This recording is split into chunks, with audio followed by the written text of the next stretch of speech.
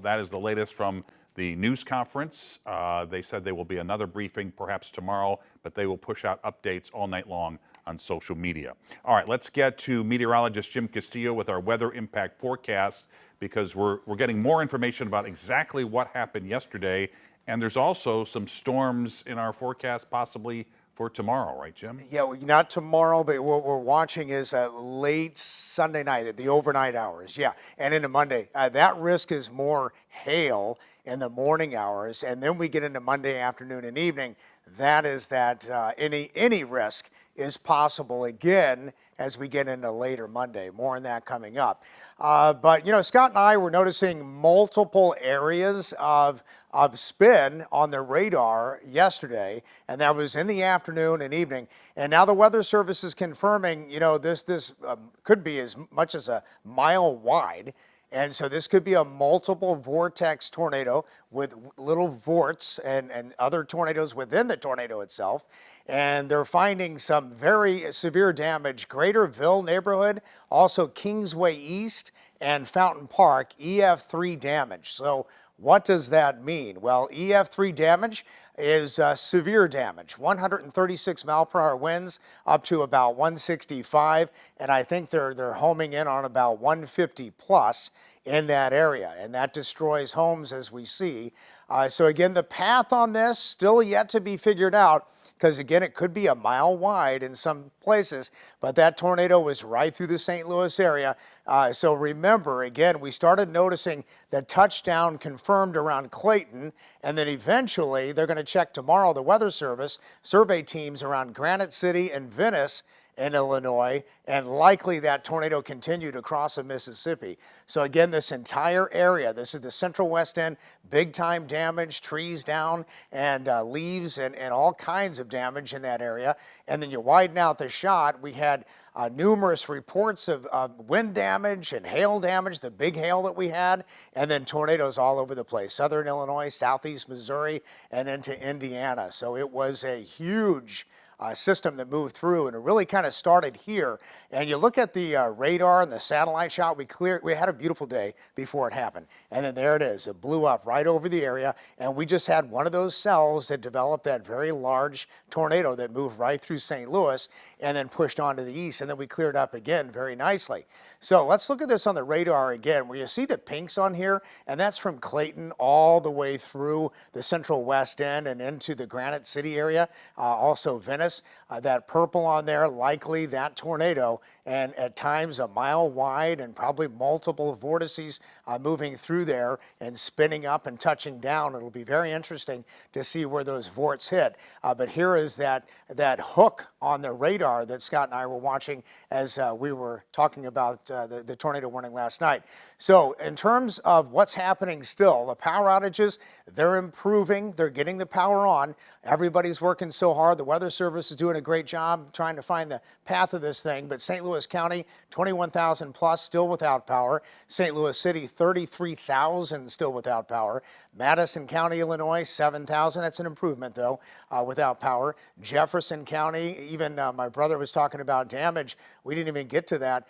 Down around House Springs and that area, they had quite the windstorm down there with gust over 65 miles an hour. And then St. Clair County, Illinois, 437 without power. Now let's take a look at this 35-second clip here of that storm. Look at this. This is Forest Park, Clayton. The buildings there disappear. And this giant wind area right here with rain, likely, again, that huge spin in the clouds, and little vorts could easily just kind of pop out of here. And that's likely what happened as this entire area moved into the Central West End, causing that damage, causing that camera to shake on top of 100 above the park, and numerous trees down. In fact, some people say not only the sign here at 100 above the park laying down, but we're looking at damage all over. Here's West Pine Boulevard, numerous trees down on the street here, uprooted as that storm pushed in. And here's also West Pine, closer to 100 above the park, a tree on a car. Again, these pictures taken from just friends of mine living in the Central West End. Damage right here. This is near Boyle. So again, we're watching the next storm system as we get into Monday. So the afternoon and night, that timing might be updated because we're going to see another round of showers and storms late tomorrow night, the overnight hours, and into Monday. Now, we could see some hail with that. But a weather impact alert day has been issued really for the afternoon and night on Monday as another round comes in. All hazards are possible. Just be ready to act. Again, a lot of people don't have power. Just give them a heads up that this could happen on Monday. Again, the threat of all hazards. Again, hail, the biggest threat, like it was yesterday. And then we had high wind, the threat. And then a tornado threat is still there. So all bets are on that we're going to see some more severe weather here as we get into Monday afternoon and night. I'll have much more on this coming up in the main weather forecast in just a few minutes, Mike. All right, Jim, we'll check back. And we do have crews across the city right now with the latest on how people are dealing with all this damage. Let's start with Megan Kernan, who's live from Carondelet Park. Megan.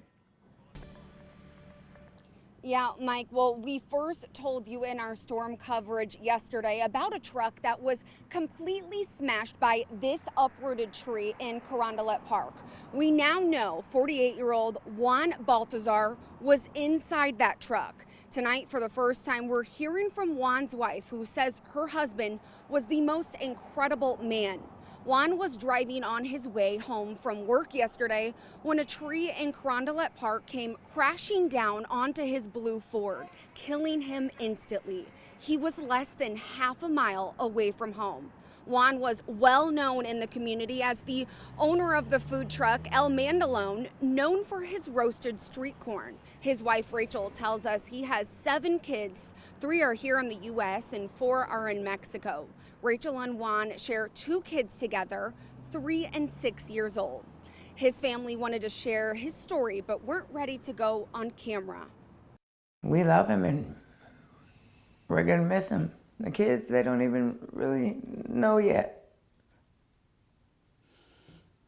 And I think it's gonna be twice as hard once I see they figure it out. A lot of people are gonna miss him. He knew a lot of people.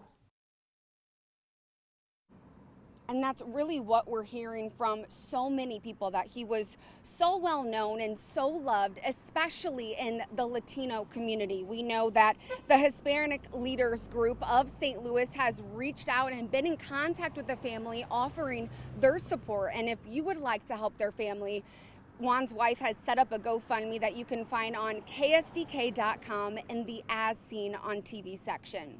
Live in St. Louis, Megan Kernan, 5 on your side. All right, Megan, thank you. And tonight we're learning a 70-year-old woman died during the storm on Cote Brilliant in the Jeff Vanderloo neighborhood. And 5 on your side's Robert Townsend is there now after speaking with the victim's family. Robert.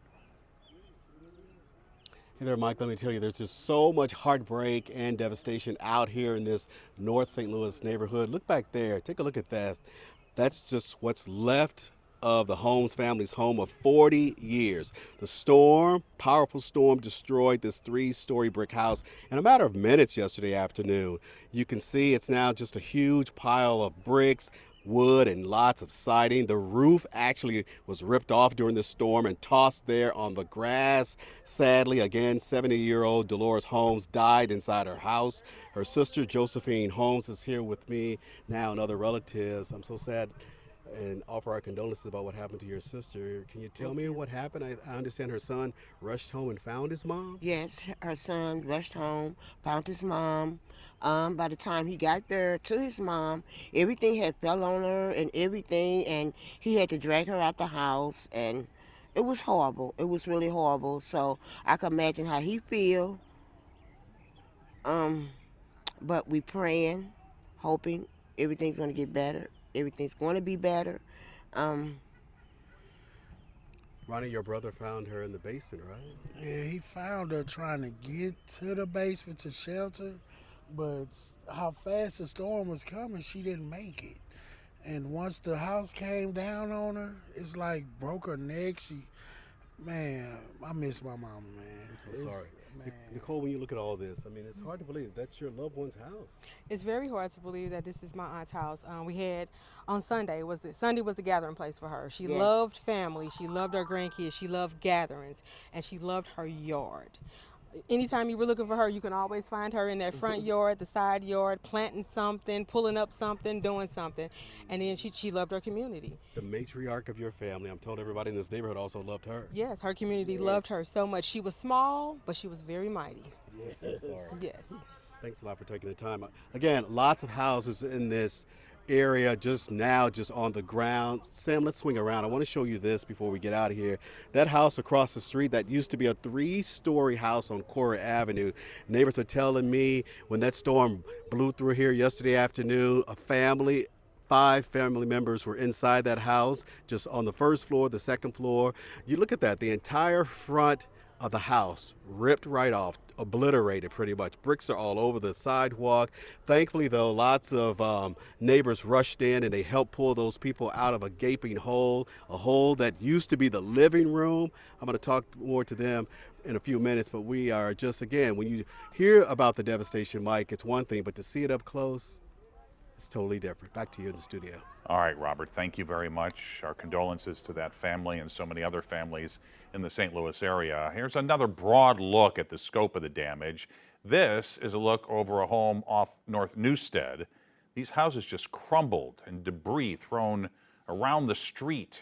Damaged homes like these are across the area. Many of the people who live in them are looking for help tonight.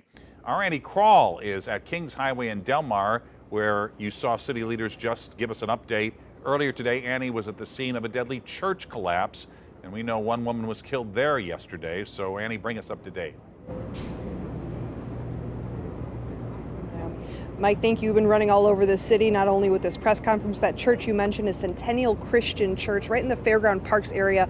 I have to tell you, it's pretty devastating when you walk over there. You see every single tree knocked down. And Mike, these aren't small trees. These are massive old oak trees. I was able to speak with the Simmons family, who lives right across the street from Centennial Christian Church, and they had their house pretty much completely damaged, bringing all of their items, clothing out today. That's what basically this entire Saturday is looking like.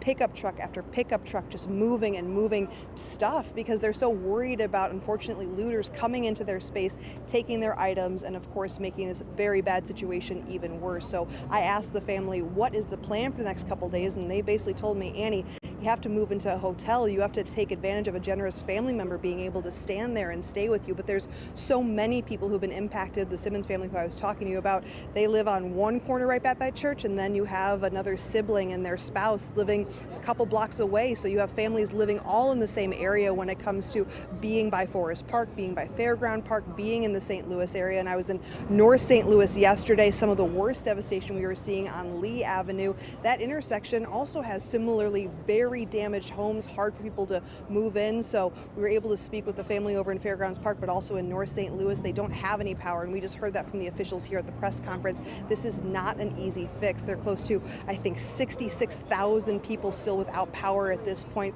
according to Ameren, but they have about 70,000 that still have it or are still working on getting that fixed. So there's still a lot of work that has to be done, not only in the Fairgrounds Park area, but North St. Louis, and of course everywhere else in between. So that church, Mike, you were talking about with the deadly fatality, that is just one of 5. So that one woman, one mother, it's one of 5, and there's 4 other families that have been impacted by yesterday's storm. So still a lot of grieving and of course a lot of fixing to be done in what's left. So for now, though, we'll bring you more reports both about that church, about what officials are telling us, and of course what other resources you can get. Reporting live in St. Louis, Annie Kroll, 5 on your side. All right, Andy, and we'll get back to you in a few minutes.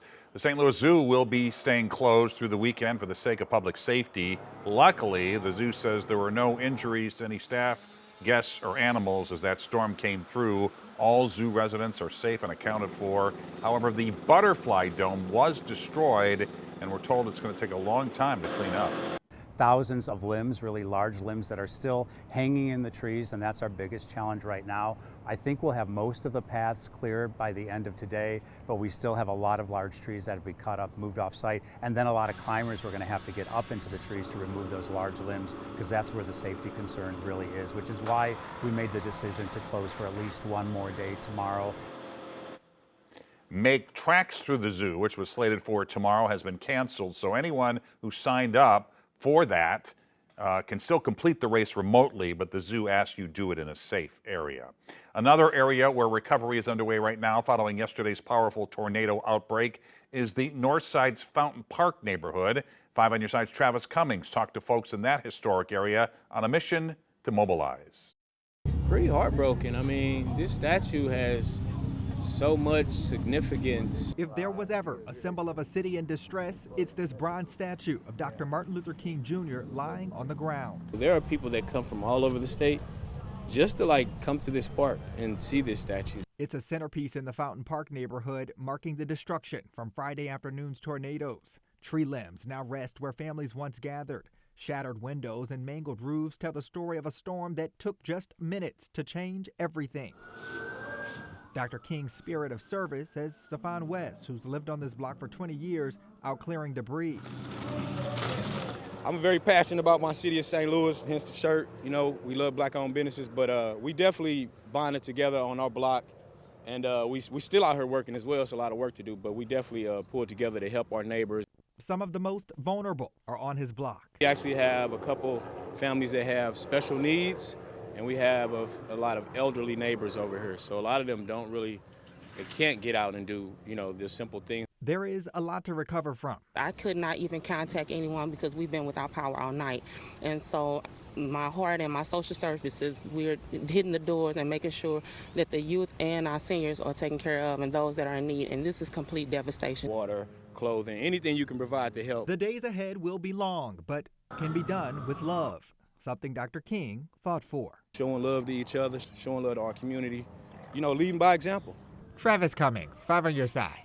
And if you want to help out, there's a group of clergy near the Fountain Park neighborhood set up on Delmar and Euclid right now. You can stop by there through the night to pick up or drop off donations. I present to you the Granite City High School graduated class of 2025. A sign of hope after a dark day, Granite City High School graduating seniors tossed their caps this morning in celebration after storms hit their school yesterday, postponing the ceremony. A spokesperson with the Granite City Community Unit School District tells us the storm hit the Prather Pre-K and Kindergarten Center, damaging the roof. The school now working with contractors throughout the weekend to fix things up. The district plans to have students back in class on Monday as scheduled. All right, let's go back to Jim in the Weather Impact Forecast Center. We do want to look at this massive scope once again of the damage. We were out there on MLK and Kings Highway just a little while ago. Houses hollowed out by the storms going on. This is going on block after block. And Jim, we talked yesterday possibly about whether this was a large tornado, just one, or if it was more than one. We know when we say it's an EF3 tornado, it's not an EF3 tornado the whole time. So can you kind of narrow that down for us a little bit? Absolutely. So what the Weather Service, they go out and send out their survey teams.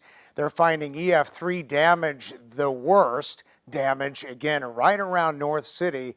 And then likely the path of it may extend or start even back towards, it could very well go back into Baldwin or around Baxter Road or even Clayton.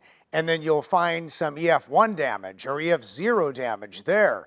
But it might still be that same tornado that was developing, but they're just finding that really severe damage, again, right in the heart of North City. So again, we'll watch that path likely go all the way across the Mississippi River and into Venice, Illinois, and also friends in Granite City had pictures all over the place of just massive damage there, and they also thought for sure there was a tornado there. All right, so survey teams will be out and about, and they'll get that path ironed out for us likely by tomorrow. But St. Louis County here, still 20,000 without power. So these are updated numbers since I just showed you. So they're improving each and every half an hour here. St. Louis City, 32,000 without power. Plus, and then also Madison County, Illinois, 6,000 without power. Jefferson County, Missouri, 7,400 400 now, and St. Clair County about 405. That's a slight improvement. So tonight we're fine, no severe weather. There's some clouds out there, but it was a beautiful day and temperatures in the 70s, relatively cool. But look what's going on around Oklahoma City. This is a tornado watch. And then the brand new one, this is severe thunderstorm watch Dallas to Corsicana, Texas, and still watching again a cluster of severe storms south of Memphis. So eventually this will come back up our way as we get into late tomorrow night and early Monday for one round. And there's a chance of hail with those, but it's really Monday afternoon and night where that potential is there for all hazards again. So we'll be watching that, and a weather impact alert has been issued for Monday afternoon and night. 75 right now, a beautiful day out there. 76 was the official high, and that low of 61. No rainfall today, precip 0. West wind at about 17 miles an hour, and that updated number 74. And partly cloudy tonight. You'll see those clouds out there now, 58 degrees. Northwest wind 5 to 10, gust to about 20. So it's really comfortable. And then overnight lows vary across the area, as we know. So low 50s from Alton all the way to Shiloh, 55, Potosi, 56. And that allergy index, we'll get this in for you. Trees are low now, grasses are high, weeds are low, and mold is high. So you might be having issues with allergies. So severe weather threat on Monday, afternoon and night, all hazards possible. Be ready to act, to make sure you have several ways to receive warnings. Let's get that 7-day forecast in here for you too. So temperatures in the 70s all the way through this rainy, stormy Monday, Tuesday, up to 3 inches of rainfall too, Mike, as we get into Monday and Tuesday. So several rounds and waves of showers and storms. Much cooler for Wednesday at 65, 68 on Thursday, a lot of sunshine. And Friday looks good, 74, and only a slim chance of rain next Saturday. Boy, we need a break from all these storms. Well, we do, and I think the concern is, Jim, is that we're not getting one. Even if we get a break, it's for a day or two.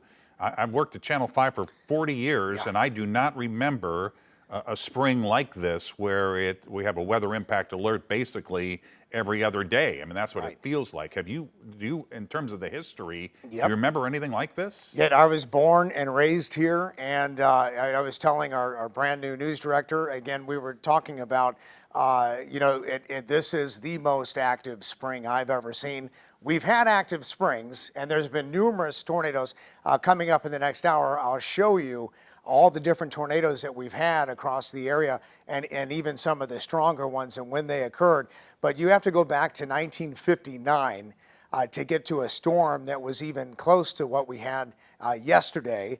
And then 1896, a very large tornado also destroyed Lafayette Square. So we get these periods, but this is the most active, definitely, since I've been back. And I think everybody, our viewers, all of us, were having storm fatigue. Yes. And we sure would like a break, but not just for 2 days. We would like a break for like weeks at a time. Yeah, maybe this summer might be hot and dry. Well, let's hope so. Jim, thanks. We continue streaming here on 5+. It's been now over 24 hours since deadly tornadoes hit our city. As you've heard in the last hour here, new details continue to come in. We now know at least two tornadoes touched down. We're not sure if it's actually two tornadoes or if it's one tornado trying to merge with another. So Jim is working on that, and the National Weather Service is working on that as well. The video you see is here from the Fountain Park area, where the National Weather Service has confirmed there was an EF3 tornado. That means winds that caused this damage were at 165 miles per hour.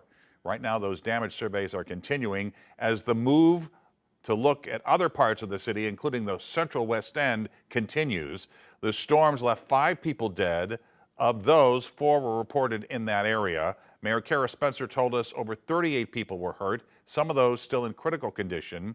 These violent tornadoes are estimated to have impacted more than 5,000 homes and businesses. Another area hit Red Bud Avenue. That's in the O'Fallon Park neighborhood. These weren't just buildings, they were homes taken and torn apart by damaging winds.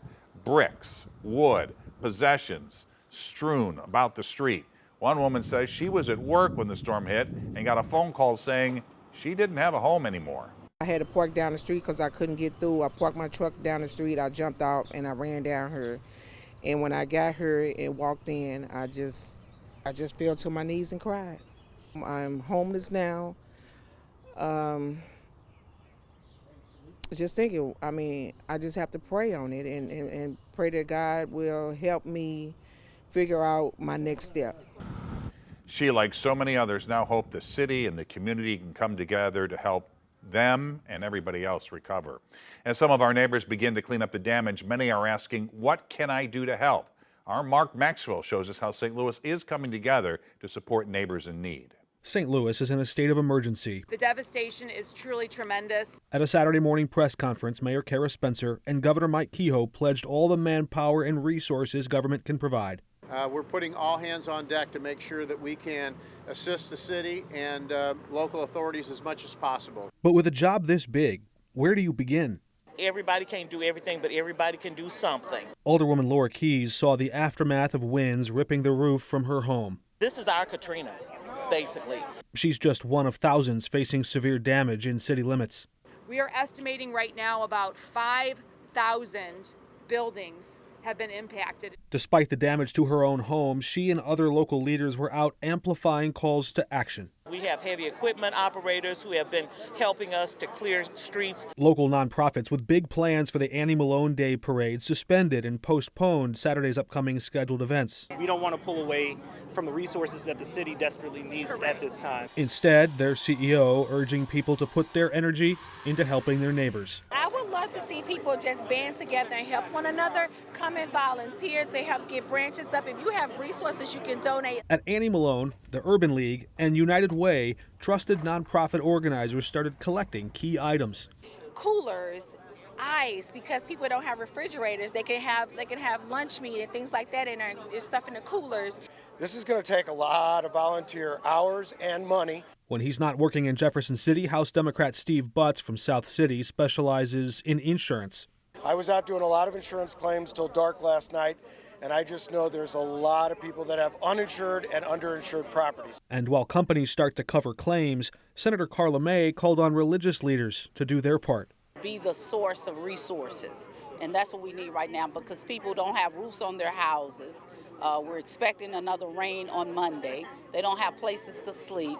After all, whatever little you have might help. We need tarps, we need nails, we need board-up material, we need food and blankets. The demand for supplies could strain shelves at local stores. Who would have thought that we would have had this level of devastation in St. Louis City? The road to recovery may be long, but it's one these leaders plan to march together. I'll be okay when my city's okay. That's when I'll be okay. So many of you have asked how you could help 45-year-old Garfield Lacey, the man who firefighters pulled out from under all this rubble after his home collapsed during the peak of the storm on Friday night. We've been in touch with his sister. She tells us he's in the hospital recovering from bruised lungs and broken ribs after he was crushed under so much of this weight, but she says he doesn't have health insurance and he's left to pay for most of those medical bills on his own. That's why they've organized a GoFundMe page. They're raising donations from the community now to help pay for many of those bills. That link to the GoFundMe is up on our website, ksdk.com. You can find it there right now. Reporting in St. Louis, Mark Maxwell, 5 on your side. Now, more than 750 individuals and families have reached out to Catholic Charities for help following these storms, and the Archdiocese says that number is rising by the hour. Community members in need are asking to submit requests through the Catholic Charities website. The organization says it's working to help secure temporary housing, get you some food, counseling, and long-term recovery for those impacted. It's also working with local parishes to spread outreach. If you or someone you know needs help with storm recovery, just text the word STORM to 314-425-5355. You can see that number on your screen. I'm going to say it again, 314-425-5355, and we'll send you a link, and that link should be able to get you to the right places. It also lists ways you can give back to those impacted. And the American Red Cross has set up shelters across the city in response to the storms. Right now, there are 3, one at Grace Methodist Church, another at the Friendly Temple Outreach Center, and a third now at 12th and Park Rec Center, that's off Tucker. Proof of residency and ID are not required to get help from the American Red Cross. Services are free, they're available to anyone, and the organization says if you want to donate to help out, cash is best. The St. Louis Zoo will stay closed through the weekend for the sake of public safety. Luckily, when the storm came through, the zoo says there were no injuries to any staff, guests, or animals. All zoo residents are safe and accounted for. However, the butterfly dome, which I know a lot of people really enjoy, was destroyed, and it's going to take a long time to clean up. Thousands of limbs, really large limbs that are still hanging in the trees, and that's our biggest challenge right now. I think we'll have most of the paths clear by the end of today, but we still have a lot of large trees that have been cut up, moved off site, and then a lot of climbers we're going to have to get up into the trees to remove those large limbs, because that's where the safety concern really is, which is why we made the decision to close for at least one more day tomorrow. The Make Tracks Through the Zoo, that was slated for tomorrow, that's been canceled, but anyone who signed up for it can still remotely race. But the zoo asks you do so in a safe area. Another area where recovery is underway right now following yesterday's powerful tornado outbreak is the Northside's Fountain Park neighborhood. 5 on your side's Travis Cummings talked to folks in that historic area on their mission to mobilize. Pretty heartbroken. I mean, this statue has so much significance. If there was ever a symbol of a city in distress, it's this bronze statue of Dr. Martin Luther King Jr. lying on the ground. There are people that come from all over the state just to come to this park and see this statue. It's a centerpiece in the Fountain Park neighborhood, marking the destruction from Friday afternoon's tornadoes. Tree limbs now rest where families once gathered. Shattered windows and mangled roofs tell the story of a storm that took just minutes to change everything. Dr. King's spirit of service, says Stefan West, who's lived on this block for 20 years, out clearing debris. I'm very passionate about my city of St. Louis, hence the shirt. You know, we love black-owned businesses, but we definitely bonded together on our block, and we still out here working as well. It's a lot of work to do, but we definitely pulled together to help our neighbors. Some of the most vulnerable are on his block. We actually have a couple families that have special needs, and we have a lot of elderly neighbors over here. So a lot of them they can't get out and do, the simple things. There is a lot to recover from. I could not even contact anyone because we've been without power all night. And so my heart and my social services, we're hitting the doors and making sure that the youth and our seniors are taken care of and those that are in need. And this is complete devastation. Water, clothing, anything you can provide to help. The days ahead will be long, but can be done with love, something Dr. King fought for. Showing love to each other, showing love to our community, leading by example. Travis Cummings, 5 on your side. Now, if you want to help out, there is a group of clergy near the Fountain Park neighborhood set up on Delmar and Euclid. Right now, you can stop by there through the night to pick up or drop off donations. Tonight, we're learning a 70-year-old woman died during the storm on Cote Brilliant in the Jeff Vanderloo neighborhood. 5 on your side's Robert Townsend is there now. He's been speaking with the victim's family today. Robert. Hey, Mike, we've been talking to family members, friends, and neighbors of 70-year-old Dolores Holmes. A lot of them obviously right now are grieving. This entire neighborhood was hit hard by that powerful tornado. Look at this. Look at what's left of the Holmes family's house of 50 years. Right now you can see 2 levels, a bedroom and dining room were upstairs, and their living room and foyer were downstairs. 19-year-old Kayla Hobson and her 4 loved ones lived here. Kayla, you were inside. Walk us through the nightmare. So I was getting ready for work. I had went to the bathroom to try to fix my hair, and then all of a sudden I heard the stuff started shaking, and then the light started flickering. So I walked out the bathroom, and I goes in my room. I stopped, and I'm just like, "What's going on?" And it's still shaking. And as my sister walks in, it's still shaking, so I'm like, get down, get down, get down. So we gets down, and then 5 seconds later, everything just started coming in. How terrifying was that as the bricks were crashing? Terrifying, so terrifying. It was just a lot of sand in my eyes. I couldn't see. I was just scared. And then as soon as it stopped a little, we started to run downstairs to the first floor. Who was inside the house with you? My grandparents. And your twin sister? And my twin sister, and yes. uncle? Yes. Everybody's okay? Yes, everybody. How did you all get out? We had to climb. You see there, right there? It's an opening right there. We had to use a chair, and then somebody else, like the neighbors, had to help us down. How thankful are you that they helped you? Very thankful. Thank you. Physically, how are you doing? Good. Emotionally, mentally? It's a little shaky, but it's going to get there. It's still jarring. Yeah. And you are just home from University of Missouri St. Louis. You Yes. finished your freshman year. Tell us about that. Yeah, I finished. I came back Thursday with all my stuff packed, and now everything's going. Yeah. When you look back at this, I mean, it's only been 24 hours. What are you thinking? Where do I start? Just where do I start? That's all. I'm so sorry. I can see you tearing up. Thanks a lot for taking the time during this difficult time. Again, we've been walking you through the devastation here in North St. Louis. I want to take you back there too. Look at that humongous tree snapped in half like a toothpick during the storm. In the back there, that house, the roof on what used to be somebody's house, just ripped right off. Again, that's the picture up and down the street. If we swing this way, Sam, I want to show them this too. This man has been living in this house, I'm told, for a long time here on Cote Brilliant and Cora. Look at that, just a humongous pile of rubble. He is there sitting there in that chair there. You can see a red shirt on the back of that chair. He's just so devastated, just been silent all day. You can only imagine what he's thinking. His livelihood went right before his eyes, destroyed, just strewn everywhere when that horrific tornado ripped through this area around 3 o'clock yesterday afternoon. And again, at the top of this live shot, we told you about Dolores Holmes' house. That's it back there, that 3-story brick house, what used to be her house. Her family members tell me she was just inside that house when the storm ripped through. Her son rushed home and found his mom sadly dead on the floor in the basement.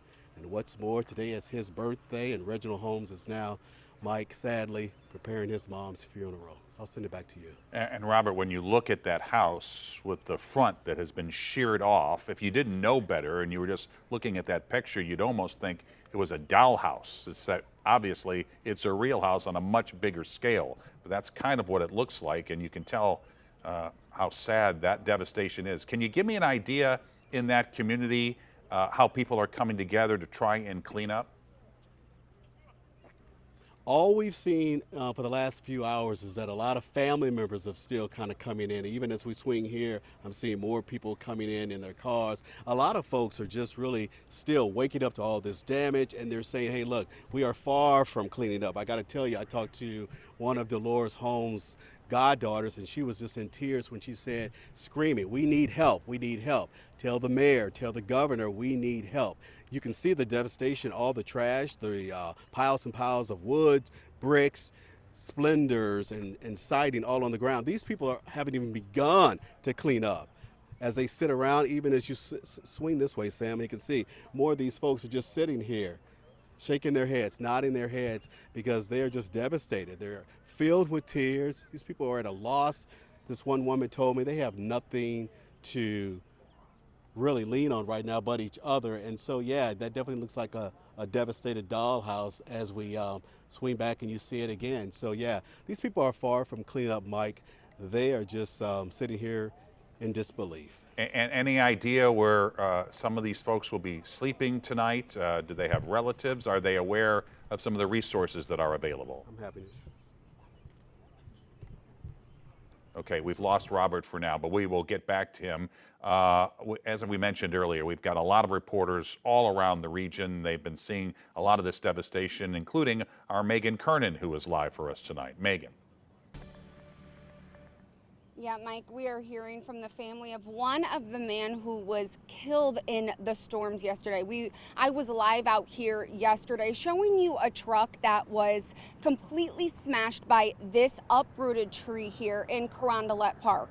We now know 48-year-old Juan Baltazar was inside that truck driving over here when he was killed. Tonight, for the first time, we're hearing from Juan's wife, who says her husband was the most incredible man. Juan was driving on his way home from work yesterday when a tree in Carondelet Park came crashing down onto his blue Ford, killing him instantly. He was less than half a mile away from home. Juan was well known in the community as the owner of his food truck, El Mandalone, known for his roasted street corn. His wife, Rachel, tells us he has 7 kids, 3 here in the U.S. and 4 in Mexico. Rachel and Juan share 2 kids together, 3 and 6 years old. His family wanted to share his story, but weren't ready to go on camera quite yet. We love him and we're gonna miss him. The kids, they don't even really know yet. And it's I think it's going to be twice as hard once I see they figure it out. A lot of people are going to miss him. He knew a lot of people. And Juan was such a beloved man, especially he was a huge figure in the Latino community. And Rachel tells us that she's received a ton of support from the Latino community. We know that the Hispanic Leaders Group of St. Louis is in contact with their family, just offering their support. And Rachel has set up a GoFundMe, which you can find on ksdk.com and the As Seen on TV section. Mike. Megan, we've heard so many of these terrible stories, these tragic stories. I'm just wondering, you've been in and around the Central West End and other places in the city. Give me an idea of what's going through your mind the day after these devastating storms and what you are seeing.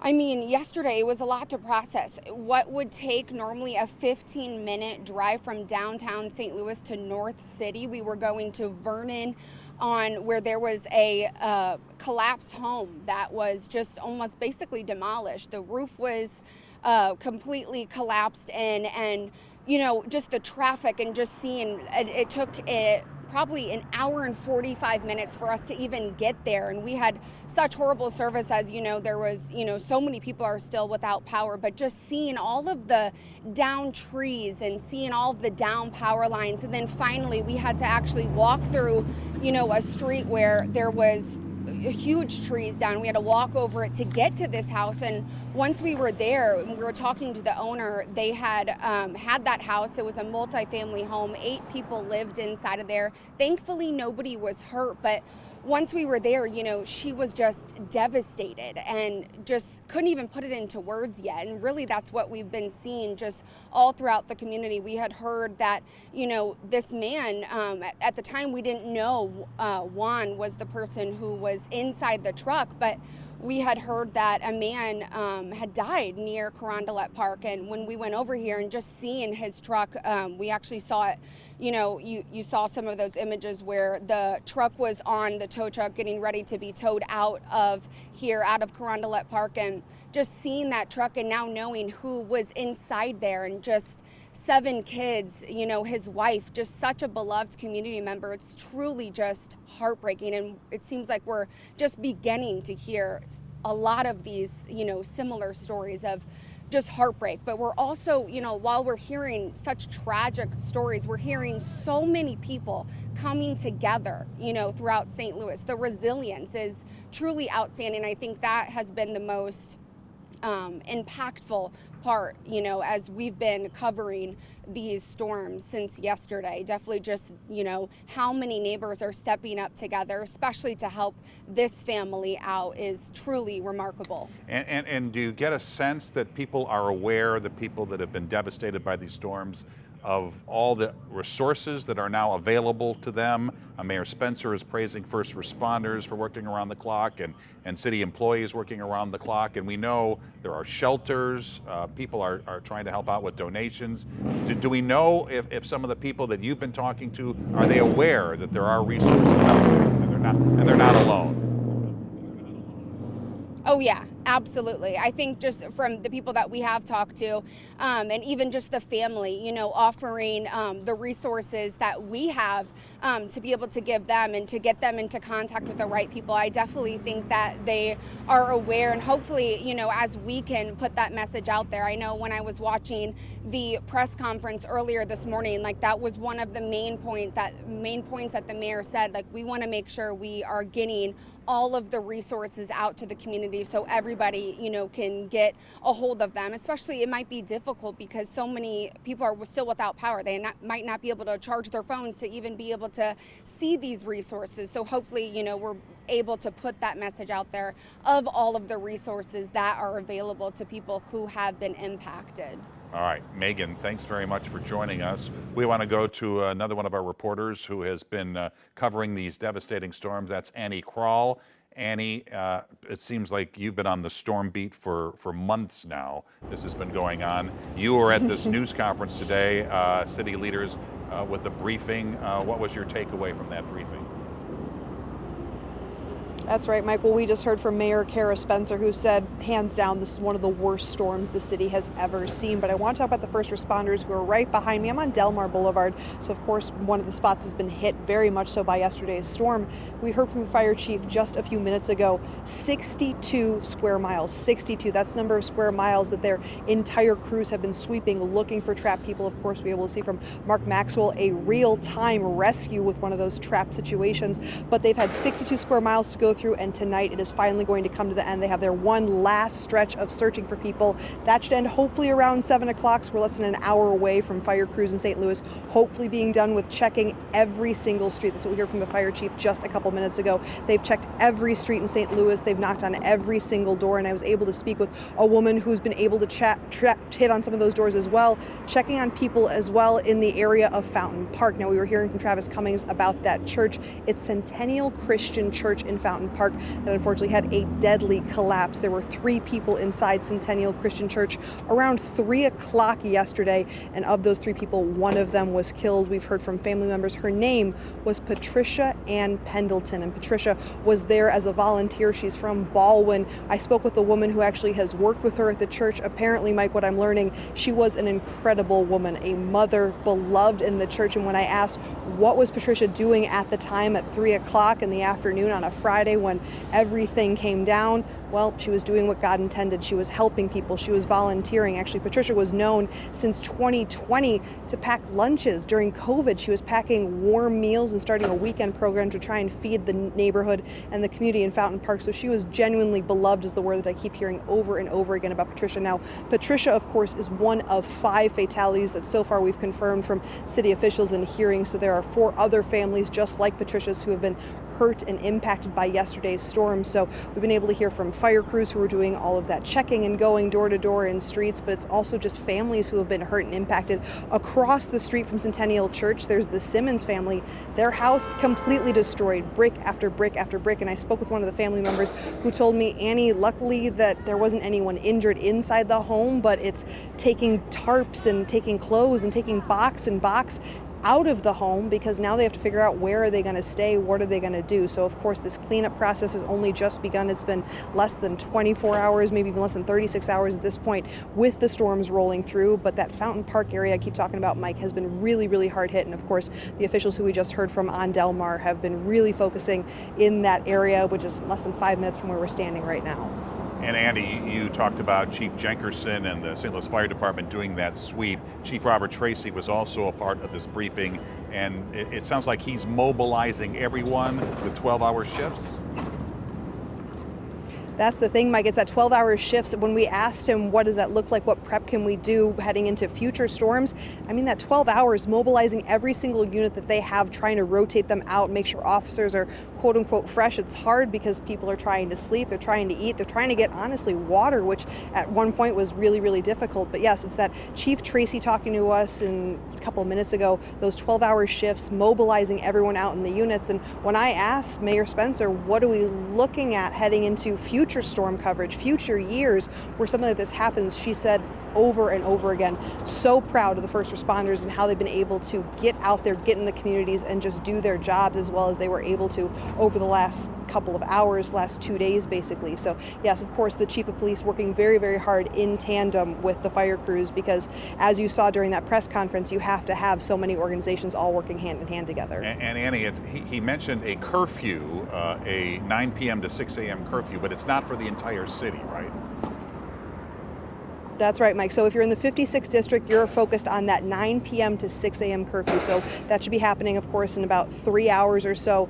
9 p.m. is going to hit until 6 a.m. And the reason they're doing that, Mike, is because they want to be able to make sure their crews can get out safely, operate around. Of course, as we heard from Ameren, they still have 66,000 customers without power. You walk around streets like this and there's not a whole lot of lighting unless you're coming from a camera light that we'll probably have to be using at 10 o'clock tonight. But all of the street lights are out. A lot of the street lights are even down, and power lines are, of course, down. So it's that 9 p.m. to 6 a.m., but only in the 56th district. The more blanket term, if you can use that, is if you're out in the city and you don't have to be, please stay at home, please stay safe. There's still so many power lines that are down. Now is not the time to go out recreationally and check on this damage. It's still too unsafe. There's still too much cleanup to be done. But yes, if you're in that 56th district, that 9 p.m. to 6 a.m. curfew is still currently in place. We know the Red Cross mobilizing forces and the Urban League, they said they're going door to door distributing food. What's going on behind you? It looks like something's going on behind you too, Annie.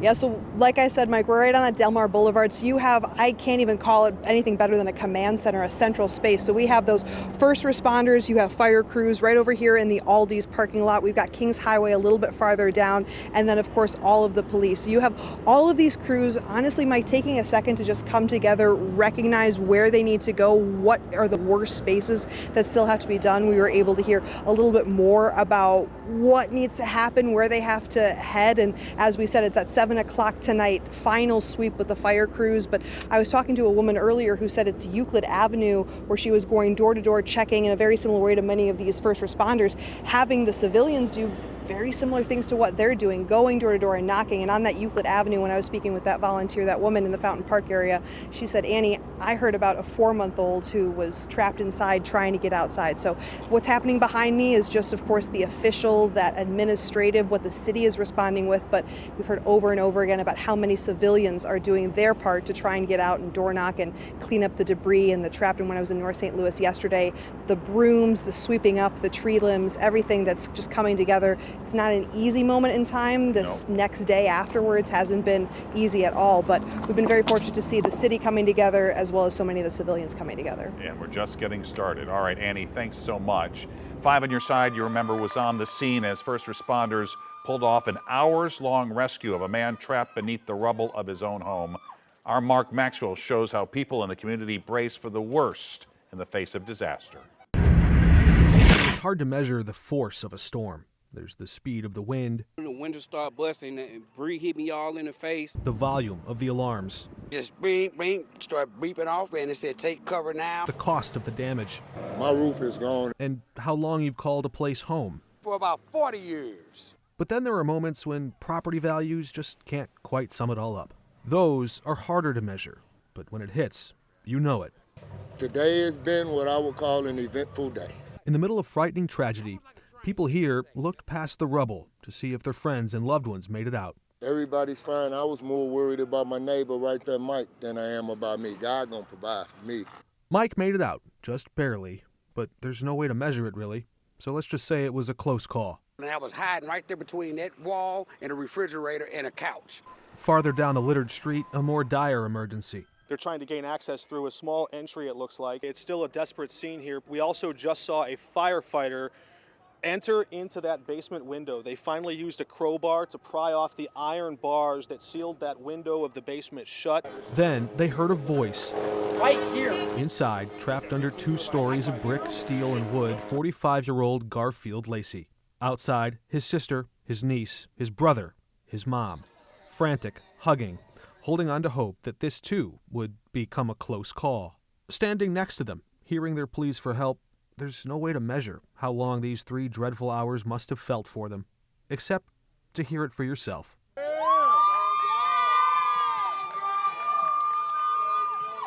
That moment, doubt and grief morphed into gratitude and relief. We feel blessed.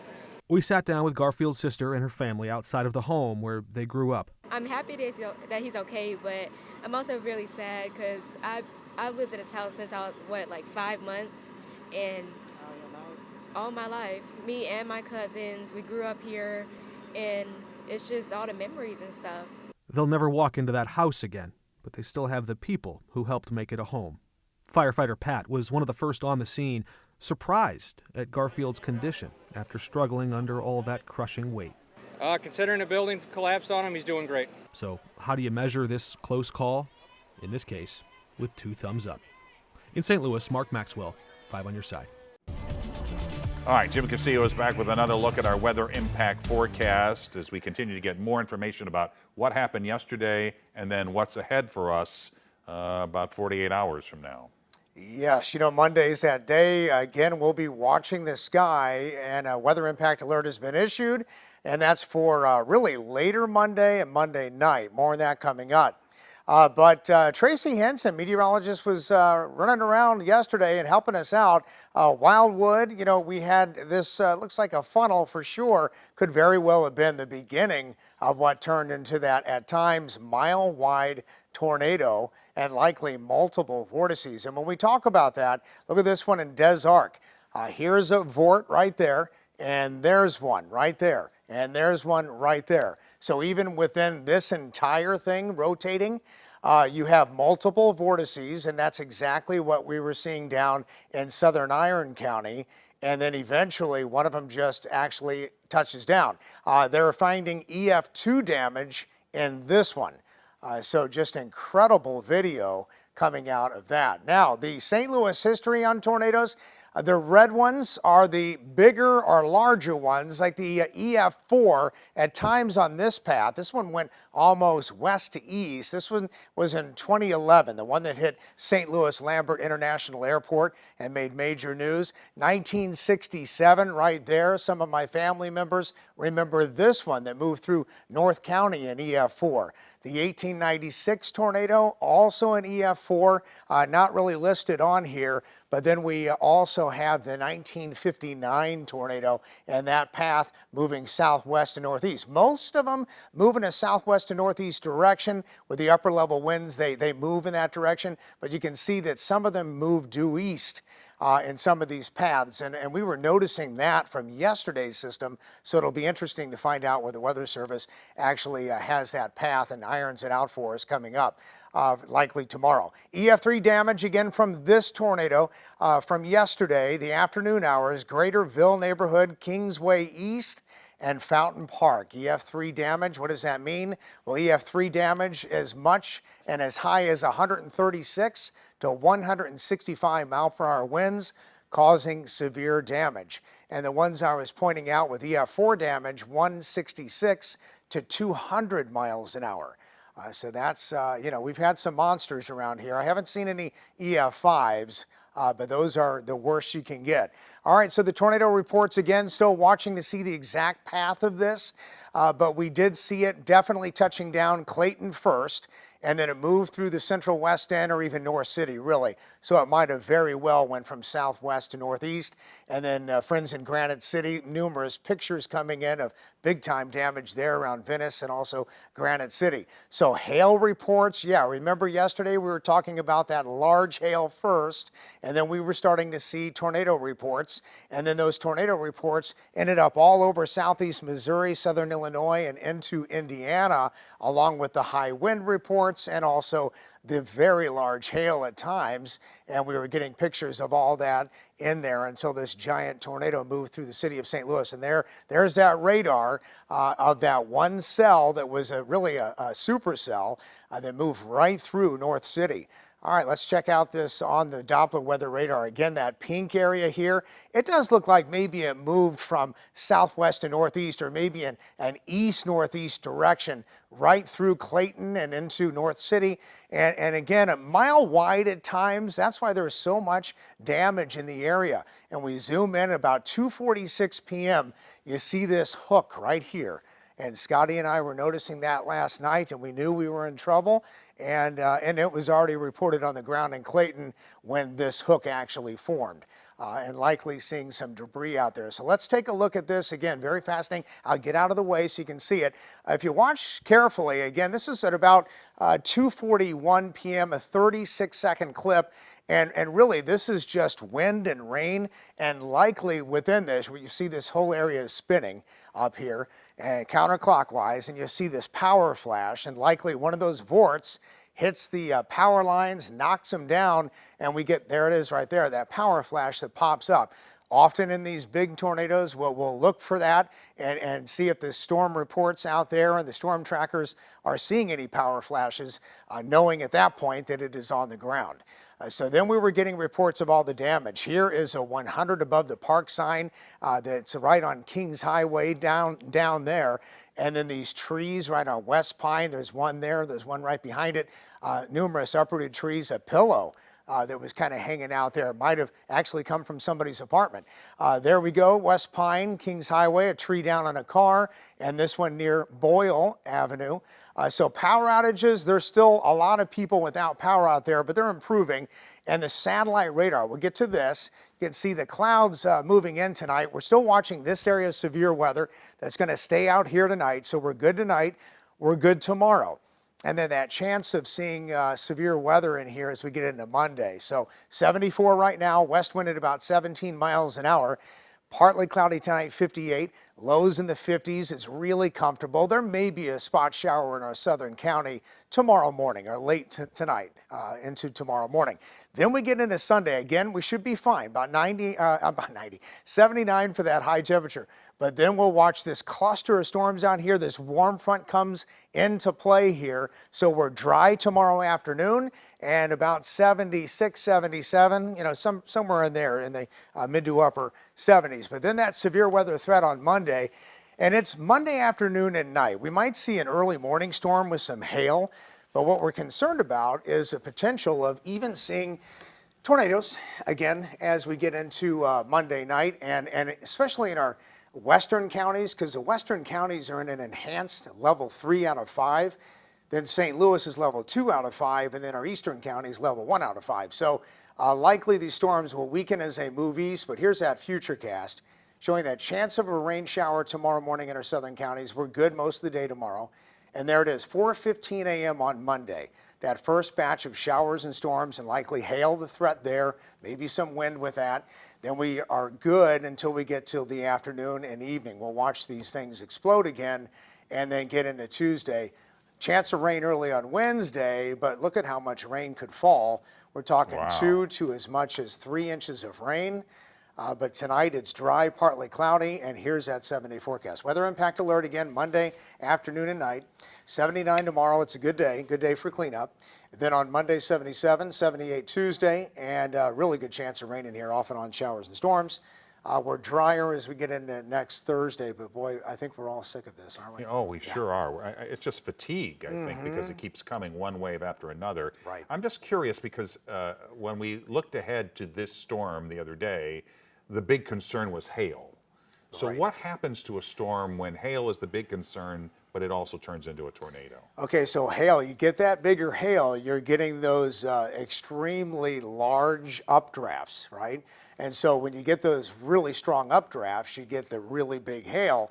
And then when those updrafts decide to come down to the ground, you get the tornadoes. Yeah. All right, so we have been talking about how devastating this tornado was, one of the worst in St. Louis history, but you mentioned earlier 1959. Right. So that was another devastating storm. Talk a little bit about that. Sure, yeah, I believe it was, again, there's some video, right there. So the Channel 2 tower actually came down, and also part of the arena. Remember the old arena? The roof came off. Over 22 died in this storm alone, and a little bit more, and I think the same amount of injuries really from this one. This was an EF4 at its greatest strength, so a little bit stronger than what we're seeing with this one, but still horrendous. 1959, a horrible tornado through here. I remember my family members talking about it, and I was always terrified and happy that we didn't really see anything like this when I grew up as a kid. Yeah. And now we're starting to see some of this stuff again. Yeah, and then there was the Good Friday tornado. I'll tell you a little story. Yeah. We were sent here from Channel 5, photographer Eric Voss and I were sent to do a story on a veteran out in San Diego when it hit, and then the boss called and said, you got to get back as soon as possible. Wow. We couldn't get a flight back to St. Louis because obviously Lambert was closed because the storm hit Lambert. Sure. So we flew into Kansas City and drove all night to get on the air for Today in St. Louis the next morning. So 2011 was that one, and that was an EF4 at its strongest point. Right, and when I went to the neighborhood to see the devastation, it was awful. It was just really terrible to see. You could see how badly these storms can really affect people. Oh, and there's Lambert now. Yeah, that's Lambert. Yeah, I think it was Terminal C. Correct. That we're looking at. Yeah, wow. And there's some of the damage. Yeah. So I'm just wondering, because when we talk about tornadoes and we talk about the St. Louis area, usually we're talking about more rural communities. That's Right. usually where it hits. True. It seems things have changed. It seems like there were, I don't know if you call them tornado alleys, that don't exist anymore for some reason. Well, you know, one thing we all want you to know is that we definitely can have these at any point in time. And I know it seems like we cry wolf sometimes, and we do have a lot of tornadoes out in the farmland areas, but they can hit the city. And when we have the perfect ingredients coming together, you get these monsters that can come right through the city of St. Louis, and that's what happened yesterday. Well, and the goal for you guys and for all of us who are here is to make sure people are safe. And you say cry wolf, but really, unless you're letting people know this is going on, they may not know about it otherwise. Right. And you know, it's horrible that this happened, but now everybody's really paying attention. Yeah. Well, we know this has been a very difficult time for a lot of families out there. We showed you the news conference earlier, Mayor Kara Spencer praising the first responders who've done an absolutely amazing job, and also city workers who have been working 24/7 as well. We do want to let you know that the St. Louis Zoo is going to stay closed through the weekend for the sake of public safety. Luckily, the zoo says there were no injuries to any staff, guests, or animals. All zoo residents are safe and accounted for. The butterfly dome, however, was destroyed, and we're told it's going to take a long time to clean up.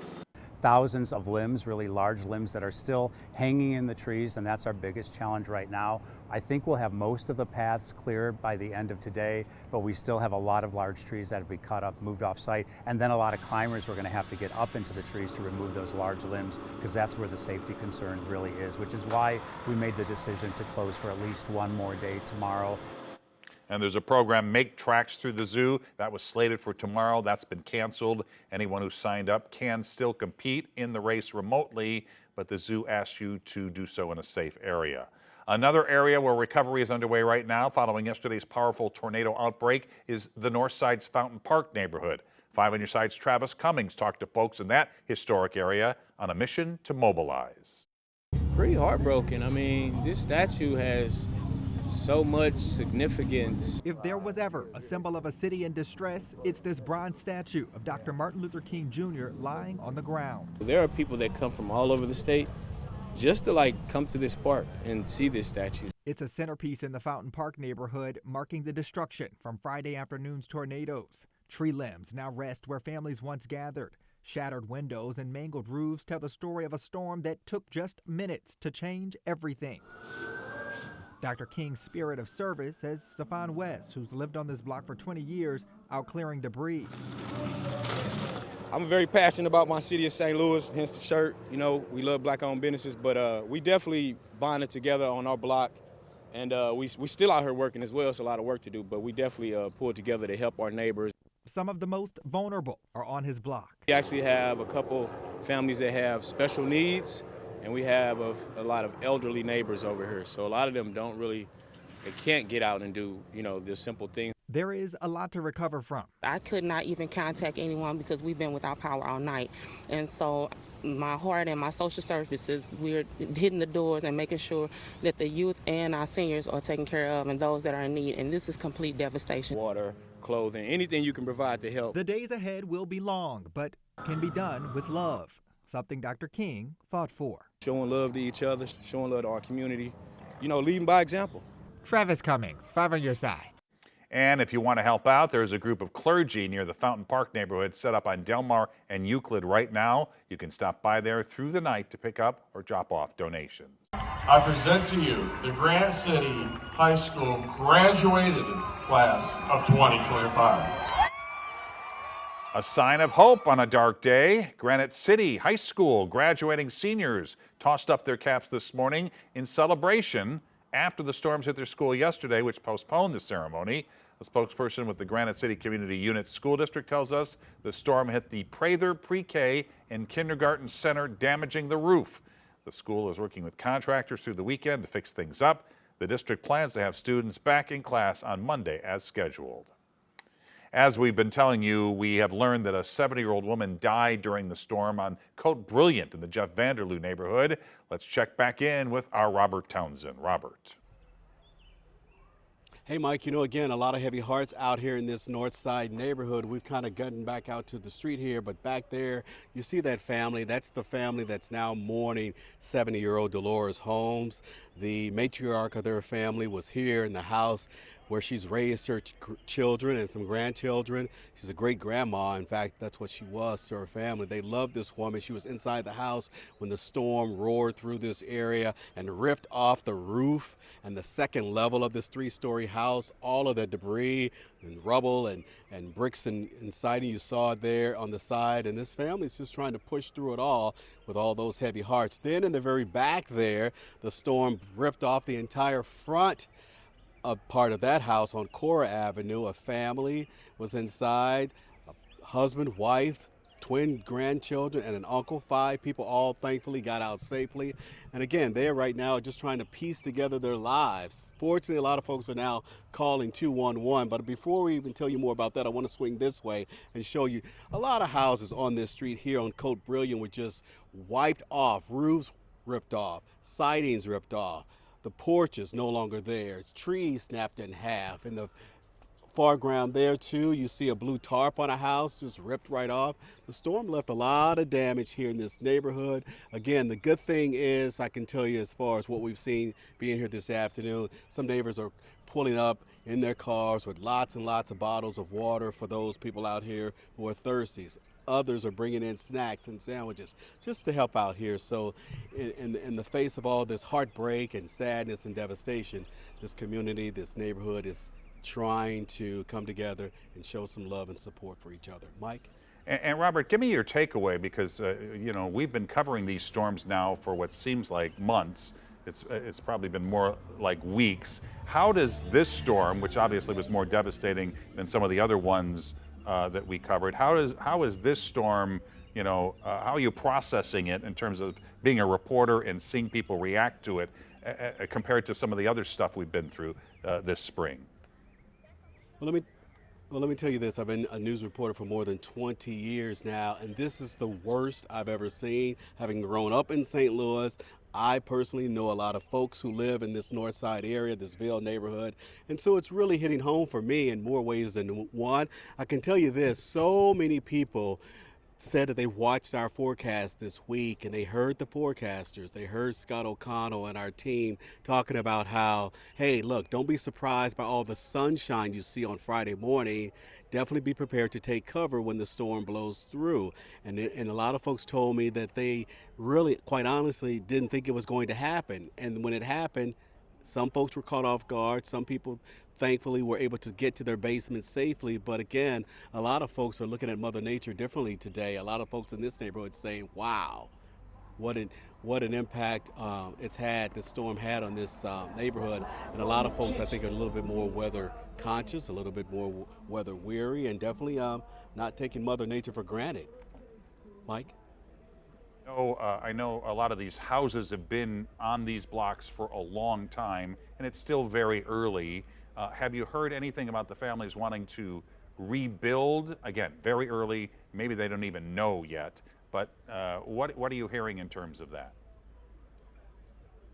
Yeah, I asked one lady, I said, what are you thinking about? She says, hey, look, I'm just trying to get through the night. You know, a lot of folks haven't even started to begin to process that right now. These folks, again, when your house, your entire house is just ripped off right before your eyes, they say, hey, look, we can't think about that right now. These folks, again, I just want to show you, these folks are making hot dog sandwiches and barbecuing and just trying to come together as a family, console each other that way. That's the Holmes family that's mourning their matriarch, their grandmother, their mom. A lot of folks just trying to take it second by second, minute by minute. The process, the mental process is extremely difficult, obviously, during this tough time. I guess it's a blessing that at least we have some sunshine today, even though there are some storms in the forecast a couple of days from now. But it's nice that they have a little bit of a break and you know, can gather together and do stuff like that. Robert, thanks very much. Let's go back out to Megan Kernan, who has also been talking to people who have been devastated by this storm. Megan has a devastating story that you know, it's almost kind of random that you're driving along and then your car is crushed by a tree, but that's one of her stories, and she's been covering it for a couple of days now. Megan. Yeah, Mike, we talked to the wife of that man who was killed in yesterday's deadly storms. Still shocked, as you can imagine. I was live out here yesterday in our storm coverage showing you a truck that was completely smashed by this uprooted tree back here in Carondelet Park. We didn't know any of the details yet, but we now know that it was 48-year-old Juan Baltazar. He was driving right here when he was killed. Juan's known and loved in the Latino community for his kindness, generosity, and support. Juan was on his way home from work yesterday. He was driving when a huge tree in Carondelet Park came crashing down onto his blue Ford, killing him instantly. He was less than a half a mile away from home. Juan was well known in the community as the owner of his food truck, El Mandalone, known for his roasted street corn. His wife, Rachel, tells us he has 7 kids, 3 here in the U.S. and 4 in Mexico. Rachel and Juan share 2 kids together, just 3 and 6 years old. His family wanted to share his story, but weren't ready to go on camera. We love him and we're gonna miss him. The kids, they don't even really know yet. And I think it's gonna be twice as hard once I see they figure it out. A lot of people are gonna miss him. He knew a lot of people. And you saw his kids right there. Like Rachel said, his kids are so young. They don't even know that their dad is gone. Just truly heartbreaking. These are some of the heartbreaking stories that we're learning from yesterday's storm. And if you would like to help Juan's family, Rachel has set up a GoFundMe, and you can find that link on KSDK.com in the As Seen on TV section.